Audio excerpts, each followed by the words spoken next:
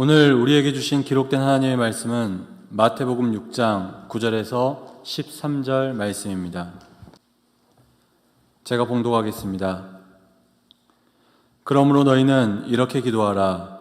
하늘에 계신 우리 아버지여, 이름이 거룩히 여김을 받으시오며 나라가 임하시오며 뜻이 하늘에서 이루어진 것 같이 땅에서도 이루어지이다. 오늘 우리에게 일용할 양식을 주시옵고 우리가 우리에게 죄 지은 자를 사하여 준 것 같이 우리 죄를 사하여 주시옵고 우리를 시험에 들게 하지 마시옵고 다만 악에서 구하시옵소서. 나라와 권세와 영광이 아버지께 영원히 있사옵나이다. 아멘. 아멘. 오늘 우리 3부 예배 나오신 또 온라인으로 예배하는 모든 분들에게 하나님의 대속의 은혜가 임하길 간절히 바랍니다. 그래서 또 하나님의 위로가 필요한 분에게는 위로가, 회복이 필요한 분 회복이, 또 치료가 필요한 분에게는 치료가 임하길 간절히 바라겠습니다. 우리가 지난주까지는 사사기 말씀을 나누었고요. 이제 오늘부터는 예수님이 가르쳐 주신 기도, 주기도에 대해서 말씀을 나누려고 합니다. 오늘 우리가 찬송을 부른 것처럼 찬송가에는 예전부터 주기도 문송이 들어 있었습니다. 그런데 아마 우리 찬송가 부를 때 우리 지휘자님이 잘 이제 부르셨지만 우리 저를 포함한 우리 성도님들은 조금 낯선 찬송가였을 겁니다. 예전부터 찬송가에 들어있는 찬송이지만 우리가 잘 부르지 않는 찬송이기에 또 잘 부르지 않는 곡조이기에 조금 어려운 찬송가일 수도 있습니다. 오늘 본문도 마찬가지입니다. 오늘 본문도 우리가 매번 고백하는 주기도와 조금 틀린 부분이 있습니다. 그 수식어가 틀리고 또 단어가 틀리다 보니까요, 유의해서 읽지 않으면 예전의 습관처럼 우리가 평상시 기도하는 것처럼 읽을 때가 있습니다. 굳이 모르는 찬송을 또 굳이 이 본문을 선택한 이유는 무엇이냐? 우리의 삶 가운데 이렇게 잘 고백하지 않는 곡조지만 또 잘 모르는 찬송가이지만 그러기에 주시는 은혜가 있다는 거예요. 어떤 은혜냐?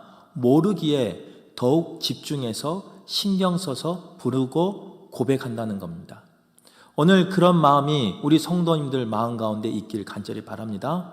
바라기는 우리가 아는 본문일지라도 우리가 매번 드리는 기도일지라도 형식적으로 그냥 읊듯이 외우듯이 하는 그런 기도가 아니라 나의 신앙의 고백으로 드리는 그런 기도가 되시길 간절히 바라겠습니다. 예수님께서 이렇게 우리에게 기도를 가르쳐 주셨습니다. 그런데 우리는 이러한 주기도를 여러 가지 이유로 그동안 소홀히 했던 것을 볼 수 있습니다. 그 중에 하나는 무엇이냐? 정해진 예배 시간에 예배를 마쳐야 하기 때문에, 그래서 또 다음 예배가 이어져야 되기 때문에 우리는 통합 측에 속해 있어요. 통합 측 표준 예식서에는 들어있는 주기도를 하지 않을 때가 있습니다. 지금 우리는 주기도를 예배 시간에 안 하니까요. 또 다른 하나는 주기도를 예배의 마침 기도로 사용할 때도 있습니다. 예배의 마침으로 끝나는 것이 아니라 어떤 신앙 공동체의 모임의 마침으로 주기도를 할 때도 있습니다. 물론 이 모든 것이 틀린 것은 아닙니다. 그러나 우리의 삶 가운데 주님이 가르쳐 주신 기도를 바로 알고 바로 기도하기를 원하는 마음으로 앞으로 몇 주 동안 예수님이 가르쳐 주신 기도, 즉 주기도를 나눌 것인데 그 가운데 하나님의 음성을 듣는, 하나님의 뜻을 분별하는 시간 되시길 간절히 바라겠습니다. 먼저는 주기도문은요, 오늘 본문 마태복음 6장에 기록되어 있습니다. 그리고 동일하게 누가복음 11장에 기록되어 있는 것을 볼 수 있습니다. 그런데 마태복음 6장과 누가복음 11장의 주기도문은 정확히 일치하진 않습니다. 성경을 비교해 보면요, 틀린 부분이 많이 나와요. 어떤 데는 추가된 부분도 있고 어떤 부분은 삭제된 부분도 있고, 그래서 많은 주석학자들이 어떤 분은 누가복음이 먼저 쓰여졌다, 어떤 분은 마태복음이 먼저 쓰여졌다, 어떤 분은 누가복음이 예수님이 가르쳐 주신 원문에 가까운 기도이다. 또 어떤 분은 반대로 마태복음이 그렇다라고 주장하는 분들도 있습니다. 오늘 이 시간은요, 말씀을 듣는 시간이기에 어느 것이 맞는가 이런 것을 찾는 것보다는요, 이 기도 속에 나타난 하나님의 뜻이 무엇인지, 예수님이 우리에게 가르쳐 주신 그 기도의 의미가 무엇인지 나누고자 합니다. 그래서 마태복음 6장과 누가복음 11장을 두 본문을 정리해 보면 이렇습니다. 어느 날 예수님과 제자들 사이에 기도에 대해서 이야기를 나누고 있었습니다. 그런데 한 제자가 예수님에게 이렇게 물어봅니다. 요청합니다. 예수님, 요한의 제자들은 요한 선생님이 기도를 가르쳐 줘서 기도한다고 하는데 우리도 예수님께서 기도를 가르쳐 주십시오. 그러면 우리도 기도하겠습니다. 이렇게 말합니다. 이게 이제 누가복음 내용이에요. 그리고 이제 마태복음으로 넘어오면 예수님께서 알았다 하시면서 기도를 가르쳐 주십니다.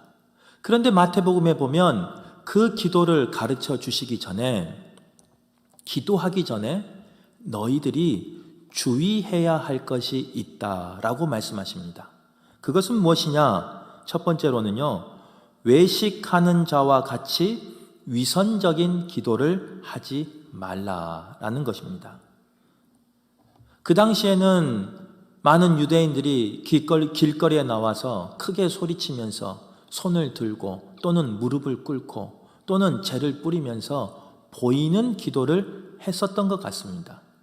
그래서 예수님은 그들을 향하여 외식하는 자라고 말하면서 너희들은 기도할 때 저렇게 외식하며 위선하며 사람에게 보이는 기도를 하지 말아라 라고 경고하십니다. 그리고 또 하나 주의사항을 주시는데 그건 뭐냐? 이방인처럼 중언부언하여 기도하지 말아라 라고 말씀하십니다. 그러면서 하나님은 말을 많이 해서 듣는 것이 아니라 우리의 마음을 받으신다라고 말씀하시면서 이방인처럼 주문을 외우듯이 중언부언하지 마라라고 경고하고 있는 걸 볼 수 있습니다. 그런데 우리는 이 모든 것을 말씀을 들어서 다 알고 있는데도 불구하고 우리의 삶 가운데 가끔 우리의 기도 생활을 점검해 보면요, 다른 사람들에게 보이려고 할 때가 있습니다. 그래서 우리의 기도의 생활이 꼭 경건의 척도인 것처럼 신앙의 깊이인 것처럼 그렇게 보이는 기도를 하는 사람도 있습니다. 또한 우리의 기도가 꼭 주문을 외우는 것처럼 반복되게 아무런 의미 없이 그냥 외우며 지나가는 기도도 있습니다. 그 중에 하나가 바로 주님이 가르쳐 주신 주기도입니다. 한번 잘 생각해 보세요. 우리가 주기도문을 하나님 앞에 기도할 때, 우리가 예수님이 가르치는 그 기도를 기도할 때 정말 그 단어에 들어있는 의미와 하나님의 뜻을 분별하기를 원하는 마음으로 기도했는지, 아니면 이방인들이 중언부언하며 기도한 것처럼 그냥 아무런 의미도 없이 외우며 지나갔는지, 오늘 말씀 속에서 나를 비춰보시기를 바라고, 혹 나의 기도가 예수님이 하지 말라고 한 그 주의사항에 들어가지 않는지 점검해 보시길 바라겠습니다. 바라기는 그런 가식적인 외식적인 기도가 아닌, 중언부언하는 기도가 아닌 진심을 담아서 드리는 우리의 신앙의 고백이 되는 그런 기도 되시길 바라겠습니다.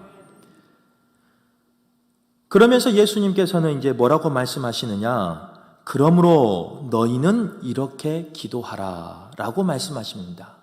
그러면서 예수님께서 이제 기도를 가르쳐 주셔요. 주기도를 가르쳐 주셔요. 그 첫 번째 문구가 뭐냐? 오늘 말씀에 나와 있는 제목입니다. 우리가 제목을 다 함께 한 목소리로 읽어보도록 하겠습니다. 시작. 하늘에 계신 우리 아버지.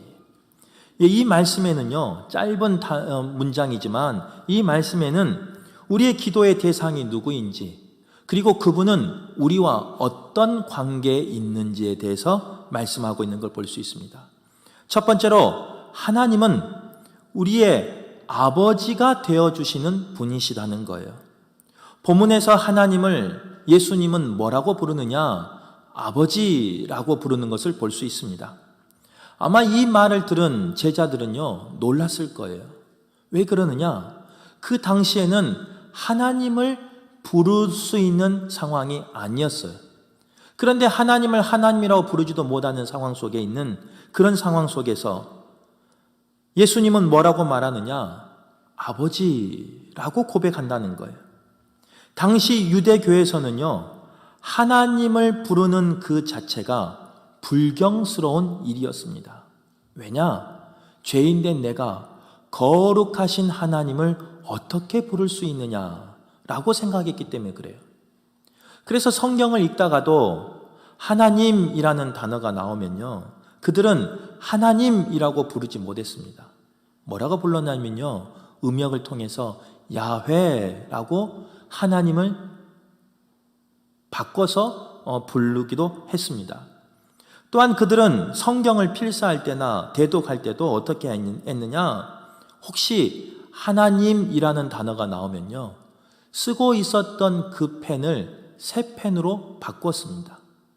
그리고 하나님 앞에 쓰고 있는 내 몸이 부지 중에 죄를 지었을 수도 있으니까 다시 하나님이라는 단어를 쓰기 전에요, 목욕을 하고 돌아와서 하나님이라는 단어를 썼던 시대가 바로 그때였습니다. 그런데 예수님께서는 그런 시대에 제자들에게 뭐라고 말씀하고 있느냐? 하나님을 아버지라고 부르라고 말씀하고 있는 겁니다. 동일하게 우리에게 기도를 가르쳐 주시는 예수님은 우리에게도 아버지라고 부르라고 말씀하고 계신 거예요. 그런데 이 아버지라는 단어에는요, 중요한 신학적인 의미가 있어요.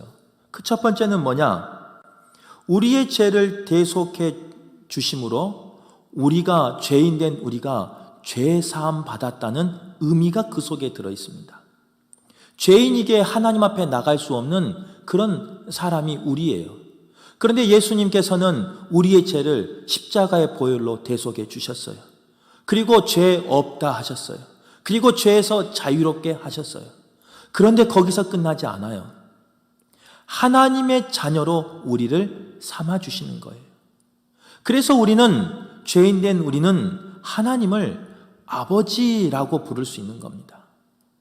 죄인으로 죽을 수밖에 없는 우리가 예수 그리스도의 그 대속의 은혜로 하나님의 자녀가 되었고, 하나님의 자녀된 우리가 하나님을 부를 때 아버지라고 부를 수 있는 겁니다. 오늘 여기 계신 모든 분들이 하나님을 아버지로 고백할 수 있기를 간절히 바랍니다. 그래서 하나님의 자녀가 누리는 그 복과 권세를 누리시며 사는 우리 성도들 되길 바라겠습니다. 이게 놀라운 은혜예요. 그래서 주기도문을 보면요, 하나님이라는 단어가 나오지 않아요. 아버지라는 단어만 나옵니다.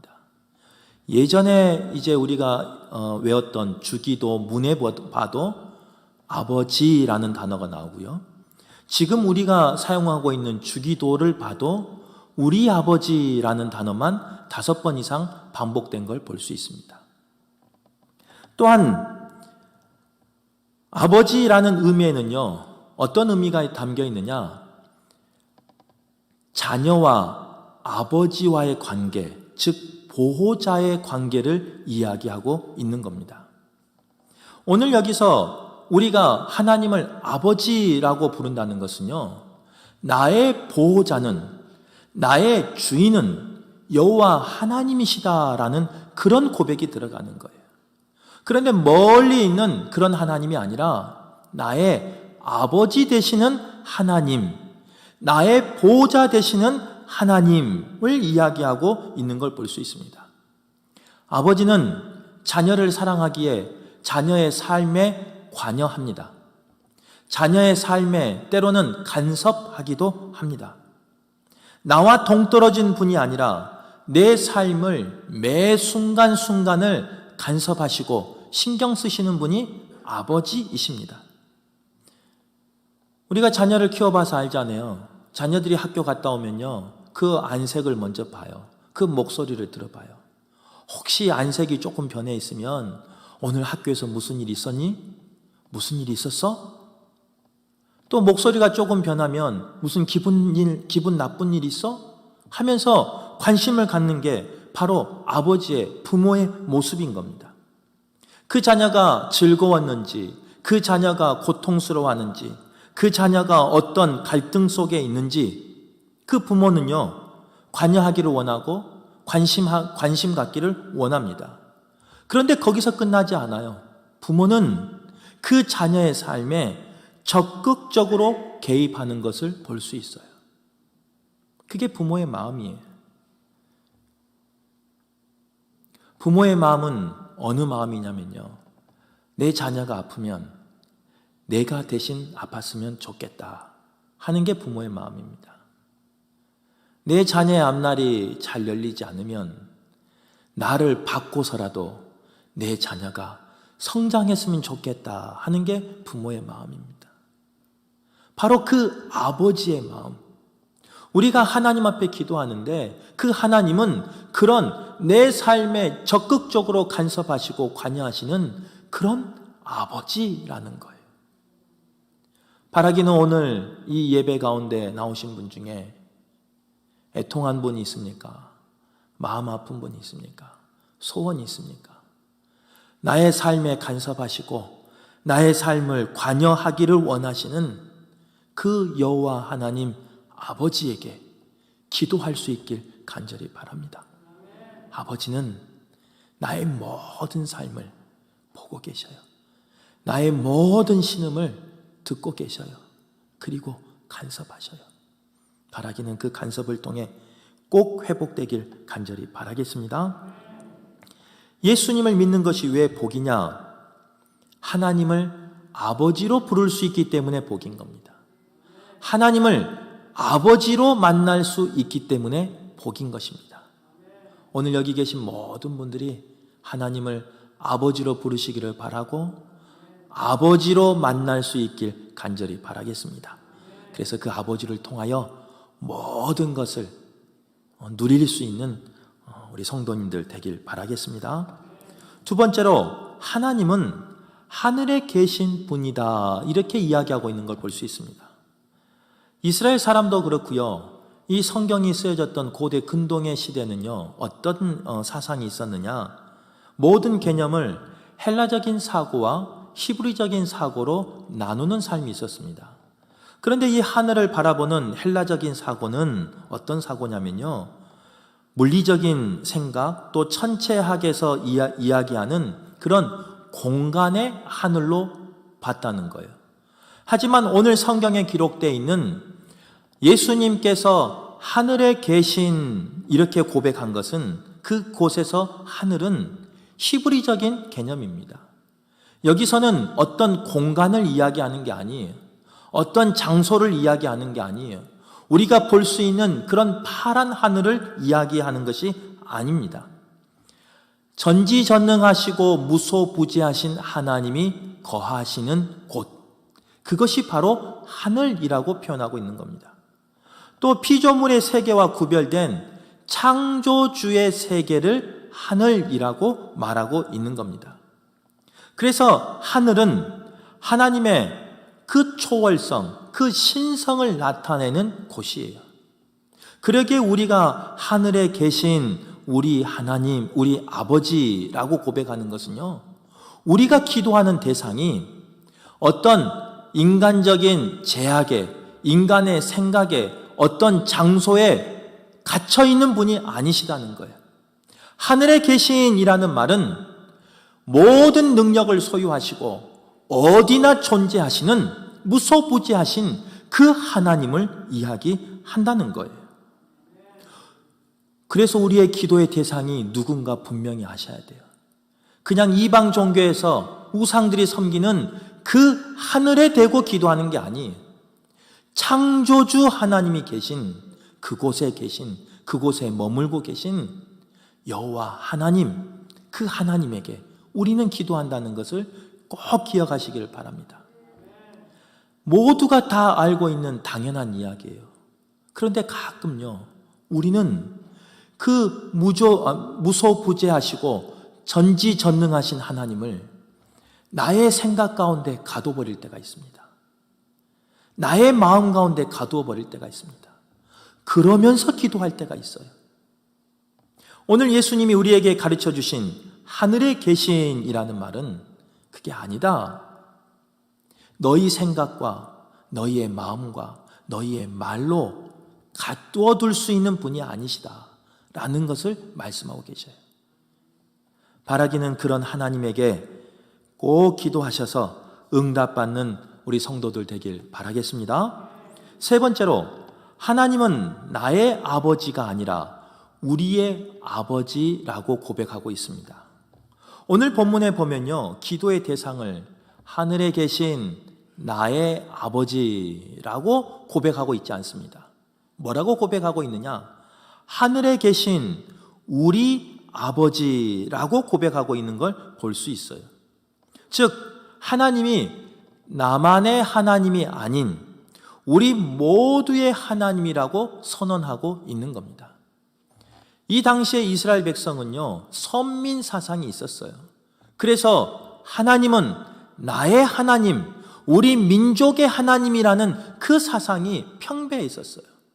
그런데 예수님께서는 기도를 가르쳐 주시면서 그렇지 않다. 너의 하나님만 되는 것이 아니라 다른 사람의 하나님도 되고 더 나아가서 우리 모두의 하나님 되신다라고 고백하고 있는 겁니다. 너희는 그것을 기억하고 너희는 그렇게 기도하라라고 말씀하고 있는 겁니다.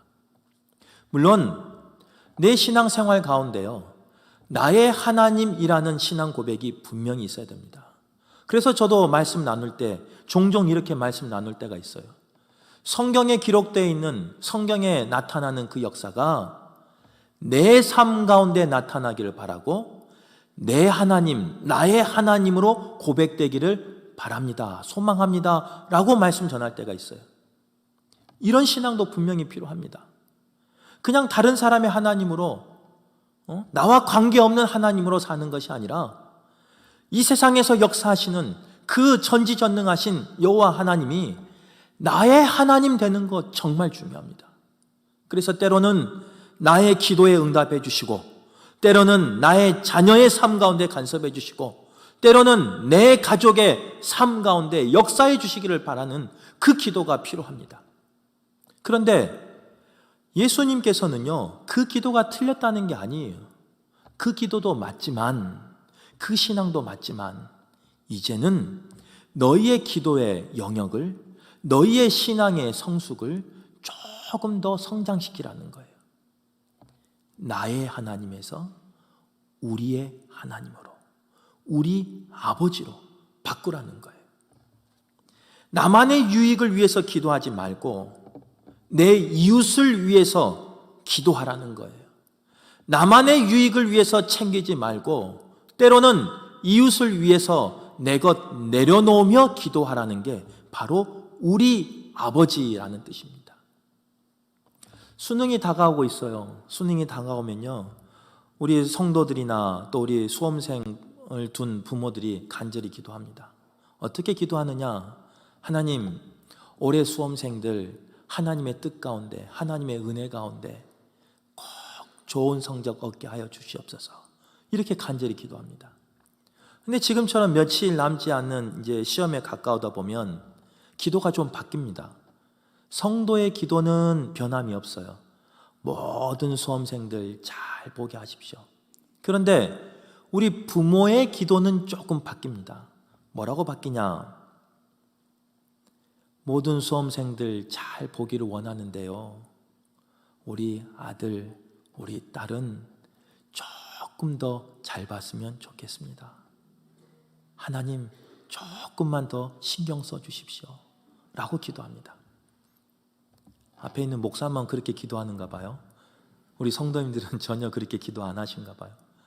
저는 그렇게 기도합니다. 솔직하게. 죄송하지만 목사임에도 불구하고 다른 교회 수험생들을 위해서 기도하지 않습니다. 저는 금호교회 목사이기 때문에 우리 금호교회 고3 수험생들 정말 시험 잘 봤으면 좋겠습니다. 죄송한 이야기지만 다른 교회도 잘 봤으면 좋겠지만 우리 교회 아이들이 더 잘 봤으면 좋겠습니다. 솔직히 그렇게 기도합니다. 이게 아마 부모의 마음 아니겠습니까? 그런데 이 기도는요, 수험 전날이나 수험 당일이 되면 또 바뀌어요. 어떻게 바뀐 줄 아세요? 성도들은 똑같아요. 모두 잘 보게 하십시오. 부모의 기도는 어떻게 바뀌냐면요, 주님, 죄송하지만 이번 한 번만인데요, 다른 애들은 다 망치게 해도 우리 애만, 나 자식만 잘 보게 하십시오. 이번 한 번 잘못된 기도인 줄 알면서도 하나님 간절히 기도하니까 꼭 들어주십시오. 이게 부모의 기도예요. 그 부모의 기도가 잘못된 기도입니까? 아니에요. 그 부모의 간절한 마음이죠. 그 부모의 어떻게 보면 정말 목마른 사슴이 그 신의 문을 찾던 그런 갈급한 심정으로 주님 앞에 기도하는 마음이죠. 저는 그 부모의 기도 하나님이 들어주신다고 믿습니다. 그런 기도도 하나님은 다 들어주십니다. 그런데 오늘 본문에 보면요, 그렇게 기도하는 우리의 기도가 바뀌어야 된다는 거예요. 어떻게 바뀌냐? 우리를 위해서 기도해야 된다는 거예요. 나만을 위해서, 내 자식을 위해서, 내 가족을 위해서, 내 교회만 위해서 기도하는 우리의 삶이 아니라 주님은 뭐라고 말씀하느냐? 내가 조금 손해봐도, 내가 조금 약해져도 우리를 위해서 기도하라, 이렇게 말씀하고 있는 겁니다. 바라기는 오늘 이 말씀이 우리 성도님들에게 들리길 간절히 바랍니다. 그래서 지금까지 드렸던 그 기도도 틀린 건 아니지만 더 성숙한 기도를 드리시기를 바라요. 그래서 좀 손해보더라도요, 남을 위해서 기도할 수 있기를 바라요. 남을 위해서 또 나의 기도 시간을 내어놓을 수 있기를 바라요. 만약에 한 가정이 있는데요, 아빠도 엄마도 자녀들도 자기 것만 생각하면서 자기의 이익만을 위해서 산다면, 그래서 때로는 피 튀기면서 싸우기도 한다면 그 가정을 세상에서는 뭐라고 한 줄 아십니까? 죄송하지만 콩가루 집안이라 그럽니다. 우리의 신앙생활도 그럴 수 있어요. 우리가 예수 그리스도로 하나 돼서 기도한다고 하지만 나만을 위해서 기도한다면, 나의 것만 위하여 기도한다면, 그래서 남을 위하여 희생이 없는 그런 기도다면 세상 사람들이 우리를 볼 때 콩가루 교회로 볼 수도 있습니다. 바라기는 오늘 이 말씀이 우리의 기도의 영역을 넓히는 기회가 되시기를 바라고, 우리의 기도가 성숙할 수 있는 시간 되시길 간절히 바라겠습니다. 말씀을 정리하겠습니다. 우리 삶 가운데 어떤 문제를 안고 있는지, 또 어떤 아픔을 안고 있는지, 또 도저히 풀릴 수 없는 그런 아픔을 가지고 있든지, 하나님은, 특별히 아버지 되시는 하나님은 다 알고 계신다는 거예요. 그리고 우리의 삶 가운데 관심 가져주시고 지금도 살아서 역사하고 계신다는 것을 믿으시길 바랍니다. 그리고 그 아버지 되신 하나님 때문에 위로받길 간절히 바랍니다. 그 아버지 되신 하나님은 하늘에 계신 아버지신데요, 전지전능하시고 무소부재하신 하나님이시기에 사람들이 안 된다 라고 말해도, 사람들이 다 포기해도 하나님은 끝까지 회복시킬 줄 믿습니다. 또한 그런 하나님은요, 나를 향한 기도에서 우리로 향한 기도로 바꾸기를 원하신다는 거예요. 그래서 제가 종종 광고할 때 말씀드리지만 우리 환우들을 위해서 기도할 때는요, 우리 가족처럼 기도해 주시기를 바라요. 나의 살부치처럼 기도해 주시기를 바라요. 이게 바로 우리의 기도예요. 그래서 우리 교회를 통하여 하나님이 역사하시고 우리 교회를 통하여 치유의 능력이 일어나길, 또 하나님의 소원, 우리가 바라는 모든 소원이 이루어지길 간절히 바라겠습니다.